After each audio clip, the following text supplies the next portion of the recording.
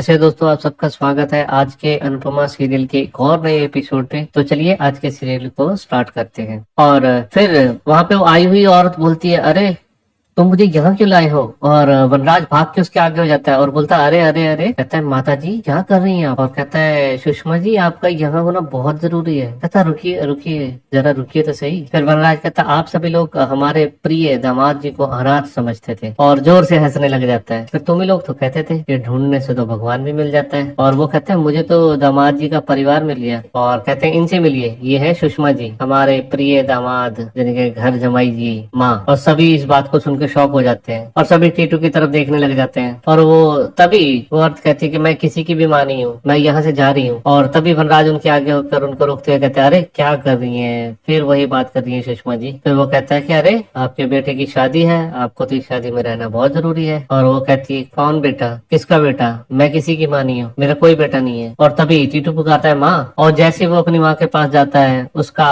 गठबंधन वाला पल्लू गिर जाता है और डिम्पी उसको देख रही होती है। वो भागकर अपनी माँ को गले लगा लेता है और कहता है, आप यहाँ, आप ठीक हो? और तभी वो कहती है, किसकी माँ? कौन? और कहती है कि मैं किसी की माँ नहीं हूँ, मैं तेरी माँ नहीं हूँ। और कहता है, माँ रुको। और कहता है, बस। और तभी वहाँ पे अनुपमा आती है और कहती है, तपीश, माँ सबसे बड़ा आशीर्वाद होती है और आशीर्वाद को कोई छुपा के नहीं रखता, और तुमने इन्हें हमसे अब से क्यों छिपाया? बताओ बताओ, क्यों छुपा के रखा? और तभी वनराज कहता है, अरे बोलिए तपस जी, सब सच जानना चाहते हैं, सबकी आंखें देखो जवाब मांग रही है तुमसे। और कहता है, बताओ बताओ, सबको सच बताओ। और तभी तपीश कहता है कि अपनी माँ को कौन छुपाना चाहता है, माँ तो माथे का तिलक होती है। और तभी वनराज कहता है, हाँ ये बात तो सही है, लेकिन तुम्हारी पगड़ी कुछ इस तरह से बंधी है कि तुम्हारा तिलक तो छुप गया है। और वो कहता है कि मैं बार बार कोशिश कर रहा था डिम्पी को सच बताने की, मैंने बार बार उसको मिलने के लिए भी बुलाया। और तभी डिम्पी फ्लैशबैक में सोचने लगती कि हाँ टीटू ने कहा तो था, और बार बार वही सीन उसके आगे घूमने लग जाते हैं। टीटू कहता है, मैंने बहुत कोशिश की लेकिन मैं सच नहीं बता पाया। वनराज कहता है, तुमने 4 शब्द बोलने थे, मेरी माँ जिंदा है, और तुम इतने सालों में ये 4 शब्द नहीं बोल पाए, ऐसा क्यों? मुझे फिर टीटू कहता है कि मुझे ऐसा मौका नहीं मिला, और जब मिला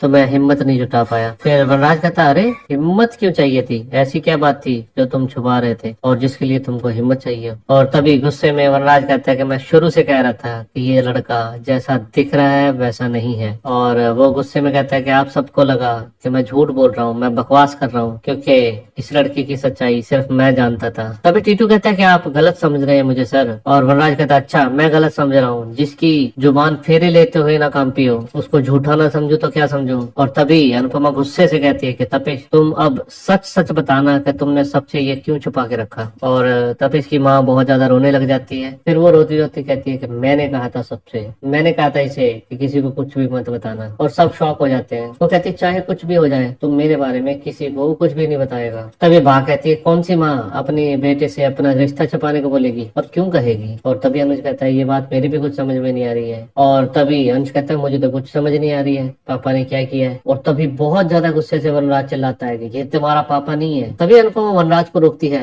और काव्य और केंजल को कहती है कि बच्चों को यहाँ से ले जाओ। और तभी अध्या सभी बच्चों को वहाँ से ले जाती है। तब अनुपमा तपिश की माँ से कहती है कि बताइए, और तपिश हमारा दामाद बनने जा रहा है, और शादी से पहले परिवार से एक दूसरे के परिवार को समझा जाता है, जाना जाता है, तो आप बताइए कि सच्चाई क्या है? और एक दूसरे से कुछ भी छिपाया नहीं जाता, और आपने अपने बेटे से कहा कि अपनी माँ को ही छिपा लो, और ऐसा क्यों किया? और तभी बा कहती है, अरे क्या मतलब है इसने क्यों छुपाया? इसने हमसे रिश्ता छुपाया, इसने हमसे हमें धोखा दिया है, बस रिश्ता खत्म। फिर अनुपमा कहती है कि ऐसे बातें उलझती रहती है, अगर ऐसे होने पर, ऐसे बात उलझने पे, बात बात पे हम रिश्ता तोड़ दें तो फिर दुनिया में कोई रिश्ता ही नहीं बचेगा। और कहती है, आप तो थोड़ा शांति रखिए ना बात थोड़ी सी। और तभी वनराज कहता है कि क्या तुम अभी भी चाहती हो कि इस झूठे आदमी से डिम्पी की शादी हो? तुम्हारा कहना है ऐसे झूठे आदमी को अब भी अपने घर का दामाद बनाया जाए? और अनुपमा चिल्ला के कहती है कि मैं सिर्फ ये चाहती हूँ कि इनकी बात एक बार सिर्फ शांति से सुनी जाए, इतना तो हम कर ही सकते हैं। और तभी वो कहती है, बताइए सुषमा जी। और वनराज कहता है, ये क्या बताएंगी, मैं बताता हूँ। फिर वनराज कहता है, डिम्पी बेटा,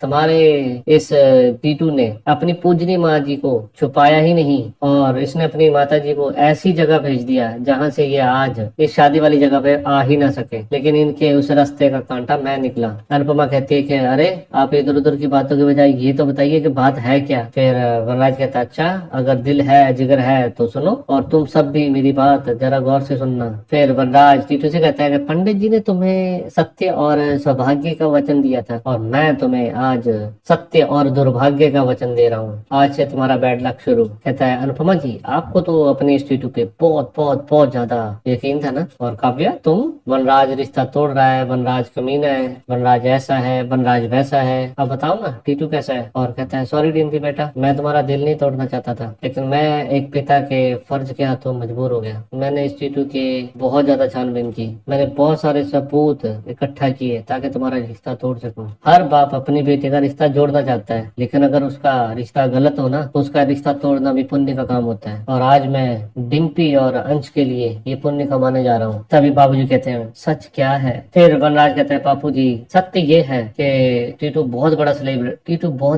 सेलिब्रिटी है, ये बहुत बड़ा डांसर है, लेकिन उससे पहले ये क्रिमिनल है। इसका गुजरा हुआ कल, इसका गुजरा हुआ परिवार सब एक क्रिमिनल बैकग्राउंड से जुड़ा हुआ है। एक कोई आदमी ना अगर कोयले के पास से निकल जाता है तो उसके दामन पे ना दाग लग जाता है। ये लड़का ना कोयले की खान में पैदा हुआ है, तो इसके बदन पे दाग तो क्या, ये तो पूरा ही काला होगा। तब ये कहता है ये गंदगी की पैदाइश है, गटर की पैदाइश है। और तभी चिल्ला कर टीटू कहता है बस कीजिए पापा, और वनराज कहता है पापा नहीं हूँ मैं तुम्हारा, और कहता है कि आंखें नीचे कर तपीश। और तभी अनुपमा चिल्ला के कहते है ये तुम अपनी ना मेल ईगो वाली कुश्ती खेलना बंद करो, हमें पूरी बात बताओ। वनराज कहता है मुझे पहले दिन से इस लड़की के ऊपर शक था, कुछ तो ऐसा था जो मिसिंग था, जो सही नहीं था इसके बारे में। फिर मैंने इसकी तहकीकात शुरू की, सबूत इकट्ठे करने की कोशिश की। मैं फिर मुंबई तक गया, लेकिन मेरे हाथ कुछ नहीं लगा। फिर मैंने अपने पुलिस वाले दोस्त की मदद ली इसके खिलाफ सबूत इकट्ठे करने के लिए। फिर कहता है अच्छा किया माँ हमने रिश्ता तय करने के लिए इनकी माँ के पास नहीं गए। फिर माँ कहती क्यों, क्योंकि फिर हमारी ग्लोबल बदनामी हो जाती, क्योंकि हमें जेल जाना पड़ता। बाबूजी कहते मतलब, और क्योंकि पिछले 15 सालों से सुषमा जी को अपना नाम सुनने की आदत नहीं है, उन्हें किसी और नाम से बुलाया जाता था। कैदी नंबर 312 कि पिछले 15 सालों से सुषमा जी जेल की हवा काट रही हैं। और तभी कहता है कि अब भाटिया साहब कहेंगे कि अरे राज तुम बिना सबूत के कैसे किसी पे भी इल्जाम लगा सकते हो। फिर कहता है भाई मेरे सबूत है मेरे पास। फिर कहता है आप तो डिम्पी को अपनी बेटी मानते हो, तो अपनी बेटी के लिए आप अपने जमाई की छानबीन नहीं करेंगे। आपने बस ये मान लिया कि आपके जमाई ने आपकी बेटी से प्यार किया, ये किया वो किया, ये नहीं जानने की कोशिश की उस दामाद की माँ ने क्या किया। फिर अनुपमा कहती है तुम कहना क्या चाहते हो। फिर कहता है कि एक बात है, आप तो आ गई लेकिन समझी ही नहीं आए, मजा नहीं आया। फिर कहता है क्यों तपेश, बिल्कुल मजा नहीं आ रहा। फिर तभी ताशु कहता है पिताजी वो कहाँ है। फिर कहता है सुषमा जी से पूछिए, फोन लगा के पूछे कहाँ है वो, किधर पहुंच रहे वो। फिर वो कहता है एक्चुअली ना वहाँ पे सिग्नल नहीं है जहाँ पे वो है। फिर ताशु कहता है क्यों, वो कैसी ऐसे कोई रिमोट एरिया में। और वनराज कहता है अरे एक्चुअली वो थोड़ी सी हाइट पे है, ऊपर स्वर्ग में है वो। और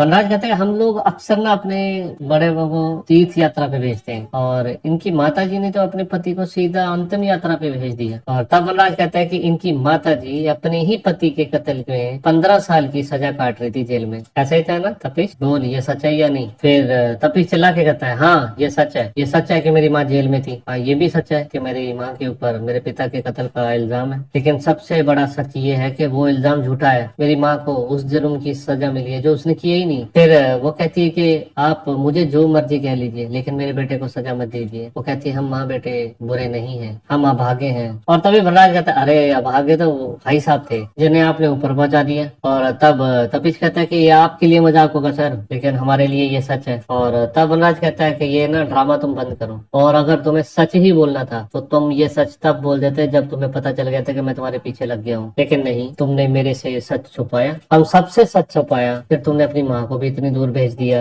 और अगर मैं इनसे ये झूठ नहीं बोलता कि आपके बेटे की तबीयत खराब है और वो आपसे मिलना चाहता है तो ये यहाँ आती भी नहीं। अच्छा हुआ आप टाइम से आ गई, नहीं तो आपके बेटे की शादी हो जाती। और इसी आप आ गई इसलिए ना तो अब शादी हुई और ना होगी। जो एक बात छुपा सकता है वो कभी भी कुछ भी छुपा सकता है, और हमें ऐसे झूठे और खूनी खानदान से के साथ रिश्ता नहीं जोड़ना है। और तब टीटू चिल्ला के कहता है कि ये सच है बट ये पूरा सच नहीं है। उस केस में फैसला हुआ था लेकिन इंसाफ नहीं हुआ था, और मेरी माँ बेकसूर है, उसने नहीं मारा मेरे पापा को। हर खूनी और खूनी की औलाद हमेशा यही क्यों कहती है, वनराज कहता है। और तभी चिल्ला कर तभी कहता है कि सर आप मेरी माँ से तमीज से बात कीजिए। तब वनराज कहता है तमीज से तू बात कर, और तूने तमीज दिखाई अपनी माँ को छिपा के रखा, तेरे को अब इतने सालों में अपनी माँ को माँ कहने में शर्म आई? और वो कहता है मिस्टर शाह, और तभी वनराज उसके मुंह पे खींच के चमाट लगा देता है और वो एक के बाद टीटू के मुंह पे तमाचे दिए जा रहा है। और टीटू कहता है कि डिम्पी, बा और बाबूजी,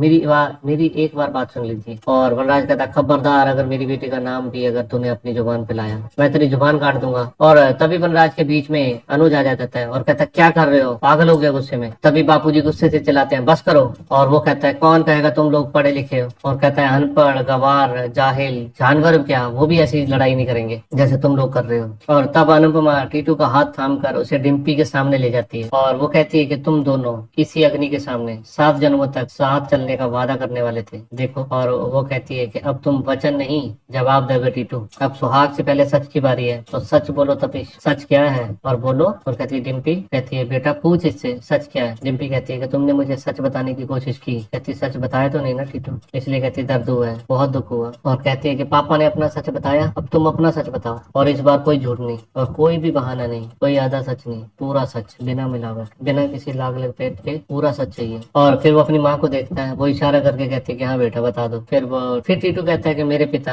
ना तो अच्छे पति थे, ना अच्छे बाप थे, और ना ही अच्छे इंसान। वो रोज शराब पीकर मेरी माँ को मारते थे, पीटते थे। वो बेचारी चुपचाप सब सहन करती थी। मैं जब भी स्कूल से आता था, मैं अपनी माँ के चेहरे पे चोट के निशान देखता था। एक दिन पापा बहुत ज्यादा नशे में थे और उन्होंने मुझे शराब के अड्डे पे जाने के लिए कहा, बोतल लाने के लिए। मम्मी ने मना कर दिया, मेरा बेटा ऐसी किसी भी जगह पे नहीं जाएगा। और पापा को बहुत गुस्सा आया और उन्होंने मम्मी को मारना शुरू कर दिया। मैं बहुत ज्यादा छोटा था और मुझे कुछ समझ नहीं आया तो मैं क्या करूँ। फिर देखते देखते पापा ने मुझे भी मारना शुरू कर दिया और मम्मी ने मुझे बचाने की कोशिश की, लेकिन पापा के सर पे खून सवार हो गया। उन्होंने चाकू उठा लिया और मुझे मारने के लिए आगे बढ़े, लेकिन तब मुझे लगा कि मैं आज नहीं बचूंगा। तभी अचानक पापा का हाथ रुक गया और वो जमीन पर गिर पड़े। मेरी माँ के हाथ में सिलबट्टा था जिसपे खून लगा था। मेरी माँ ने अपने पति को मारा नहीं, बल्कि अपने बेटे को बचाया। फिर माँ ने खुद ही पुलिस को कॉल लगाई और अपने आप को सिलेंडर कर दिया। और उसने मुझे कसम दी कि तुम कभी किसी को नहीं कहोगे कि मैं तेरी माँ हूँ और तू मेरा बेटा। और मैं इस अग्नि की कसम खा के कहता हूँ डिम्पी, जो मैंने कहा है वो सच कहा है, सच के सिवा कुछ नहीं कहा। फिर वनराज पीछे से तालियां बजाता था, कहता वाह वाह जमाई राजा वाह, क्या माइंड ब्लोइंग कहानी बनाई है। मैं इम्प्रेस हो गया वहाँ पीछे खड़ा खड़ा। वेरी एंटरटेनिंग है, रजिस्टर करवा लो, बहुत बढ़िया है। और मेरे ख्याल से आपको डांसर नहीं राइटर भी होना चाहिए। ये बॉलीवुड की जो घिसी पिटी कहानी होती है ना, उसका राइटर, बहुत सुपर हिट हो जाओगे तुम। और टीटू कहता है ये कहानी नहीं है सर, ये सच है। टीटू की माँ कहती है कि हर माँ अपने बच्चे के लिए जान देती है, और कहती है मैंने तो सिर्फ 15 साल दिए, अब तुम लोग ही बताओ, आप ही बताओ, अगर मेरी जगह कोई और माँ होती क्या करती? वो यही करती जो मैंने किया। अरे हर माँ अपने औलाद के लिए हर बद्दुआ अपने सिर पे लेती है, पर माँ खुद बद्दुआ कैसे बन जाए? मैं अपने बच्चे को चांद समझती हूँ, मैं इस पे खुद ही दाग लगने कैसे देती? तुम लोग ही बता दो कैसे लगने देती। इसीलिए मैंने अंधेरे में रहने का फैसला किया, ताकि मेरा बेटा रोशनी में रह सके। और मेरे बेटे ने मेरे बलिदान की लाज रखी, इतने साल अकेला रहा और कभी बुरी संगत में नहीं पड़ा, और ये बुरी संगत में नहीं पड़ा, ऐसा बच्चा बना जिसपे हर माँ को नाज हो। और वो हाथ जोड़ के कहती है अनुपमा जी, टिम्पी बेटा, मेरे बेटे ने कुछ नहीं किया, इसने कोई गुनाह नहीं किया। अब तो तुम लोग समझ गए होगे कि हमने ये सच क्यों छुपाया। अब तो सारा सच सामने आ गया और हम माँ बेटों की कितनी जिल्लत हुई है देखो। और मेरे पाप की सजा मेरे बेटे को मत दीजिए, वो डिम्पी और अंश के बिना नहीं जी पाएगा। तुम लोग भी जानते हो कि वो सही है, तो मान लीजिए ना। पर राज कहता है ये मुझे बिल्कुल सही लगा, तुमसे बेटर कहानी है इनकी। और कहता है कि आप दोनों ना अभी के अभी अपने ड्रामा कंपनी लेके यहाँ से चले जाइए, हमें ऐसे झूठे, फरीबी और धोखेबाज लोगों से ना रिश्ता नहीं जोड़ना। डिम्पी और टीटू की शादी नहीं होगी, ये मेरा आखिरी फैसला है। और यहीं पे आज का सीरियल खत्म हो जाता है।